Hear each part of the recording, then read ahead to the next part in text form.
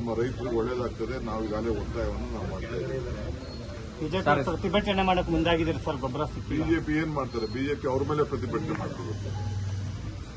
ಅವರ agriculture minister ಮೇಲೆ, ಅವರ ಫರ್ಟಿಲೈಸರ್ ಮಿನಿಸ್ಟರ್ ಮೇಲೆ ಅವರು ಪ್ರತಿಭಟನೆ ಮಾಡಬೇಕು. ನಮ್ಮ ಮೇಲೆ ಯಾಕೆ ಮಾಡ್ತಾರೆ? ಗೊಬ್ಬರ ನಮ್ಮತ್ತಿದೆಯಾ?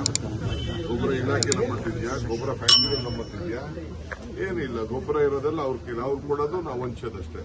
ನಾವು ವಂಚದಲ್ಲಿ ಏನಾದ್ರು ತಾರತಮ್ಯ ಮಾಡಿದ್ರೆ ಎಲ್ಲ ಲೆಕ್ಕ ಇದೆ. ಯಾವ ಸೊಸೈಟಿಗೆ ಎಷ್ಟೆಷ್ಟು ಗೊಬ್ಬರ ಬಂದಿದೆ, ಯಾವ ಡಿಸ್ಟಿಕ್ ಗೊಬ್ಬರ ಬಂದಿದೆ, ಎಲ್ಲ ದಾಖಲೆ ಇದೆ. ಎಲ್ಲ ಪರಿಶೀಲನೆ ಮಾಡಿ ಎಲ್ಲರಿಗೂ ನೋಡ್ತೀವಿ. ಪಾಪ ನಾವು ರೈತರಿಗೆ ಸಹಾಯ ಮಾಡಬೇಕು ಅಂತ ಹಿಂದೆ ಗೊಬ್ಬರ ಕೊಡಕ್ಕಾಗದೆ ಸರ್ಕಾರ ಇದ್ದಾಗ ಗುಂಡಾರಿಸಿದ್ರು.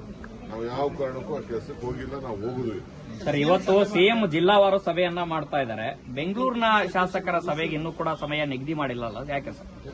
ಈ ಸಭೆಗೆ ತಮಗೆ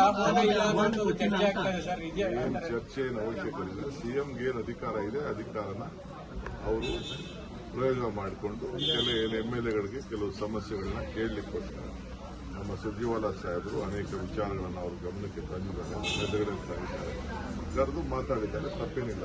ಕೆಪಿಸಿಸಿ ಅಧ್ಯಕ್ಷರು ಡಿಸಿಎಂ ಆಗಿದ್ದಾರೆ, ತಮಗೆ ಆಹ್ವಾನ ಇಲ್ಲ. ಲೆಕ್ಕದ್ದ ಇದೆಲ್ಲ ನಿಮ್ಗೆ ಕಷ್ಟ ಅಲ್ಲ, ನಮ್ಗೆ ಕಷ್ಟ ಇದ್ದವರು ನಿಮ್ಗೆ ಕಷ್ಟ ಜಾಸ್ತಿ ಆಗಿದೆ. ಎಲ್ಲ ಸಭೆಯಲ್ಲೂ ನೀವು ಸಿಎಂ ಡಿಸಿಎಂ ಒಟ್ಟಿಗೆ ಸಭೆಯಲ್ಲಿ ಇರ್ತಾ ಇದ್ರಿ. ಆ ಕಾರಣಕ್ಕಾಗಿ ಈ ಸಭೆಗೂ ತಾವು ಇರಬೇಕಿತ್ತು ಅಂತ ಬಯಸುತ್ತಪ್ಪ ಅಂತ.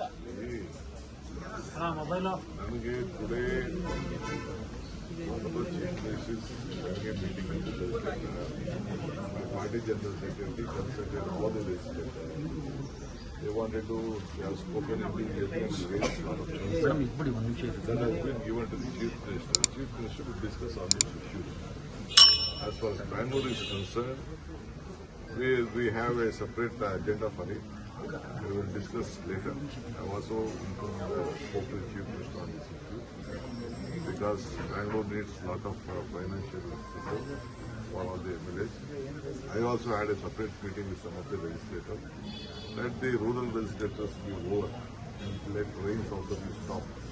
We will take up the matter. So the BJP Mallikarjun Kharge ಅವರು ಒಂದು ವಿಚಾರ ಪ್ರಸ್ತಾಪ ಮಾಡಿದ್ದಾರೆ sir. CM BJP let the first sort out their house.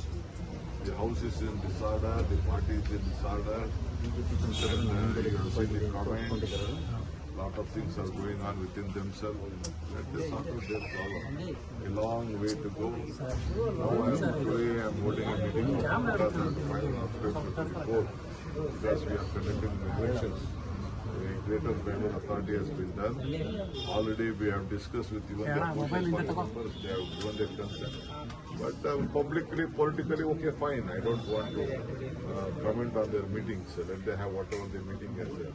In the interest of Bangalore, in the interest of the entire the state, we have divided for the better administration, and even their voices have been heard in this issue.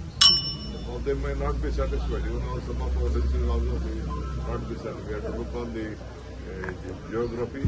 We have to look on the administration. We have to look on the financials, and apart from that, we are going to expand the Bangalore at a later stage. CM ಆಗಿಲ್ಲ ಅಂತ ಮಲ್ಲಿಕಾರ್ಜುನ್ ಖರ್ಗೆ ಅವರು ಬಹಳಷ್ಟು ನೋವಾಗಿ ಘಟನೆಯನ್ನ ಮೆಲುಕು ಹಾಕಿದ್ದಾರೆ. ತಪ್ಪೇನಿದೆ? ಅವರ ನೋವು, ಅವರ ಭಾವನೆನ ಹೇಳ್ಕೊಳ್ಳೋದು ತಪ್ಪೇನಿದೆ? ಅವರು ಸೀನಿಯರ್ ನಾಯಕರು ನಮ್ಮ ಪಕ್ಷಕ್ಕೆ ದುಡಿತಾರೆ. ಅದರಲ್ಲೇನು ತಪ್ಪೇನಿಲ್ಲ. ಅವ್ರು ಮಾತಾಡೋದು ಯಾವ ತಪ್ಪು ಇಲ್ಲ. ಅವ್ರ ಭಾವನೆ ಹೇಳ್ಕೊಂಡಿದ್ದಾರೆ. ಇನ್ನೂ ಅವಕಾಶ ಇದೆ. ಚರ್ಚೆ ಮಾಡ್ತಾ ಇರಲಿ. ಚರ್ಚೆ ಮಾಡೋದ್ರ ತಪ್ಪೇನಿದೆ? ಚರ್ಚೆನೂ ಮಾತಾಡಲಿ. ಏನ್ ಬೇಕು ಅವ್ರವ್ರ ಅಭಿಪ್ರಾಯ ತಿಳಿಸ್ತಾರೆ, ಬಟ್ ಪಬ್ಲಿಕ್ ಅಲ್ಲಿ ತಿಳಿಸ್ಬಾರ್ದು.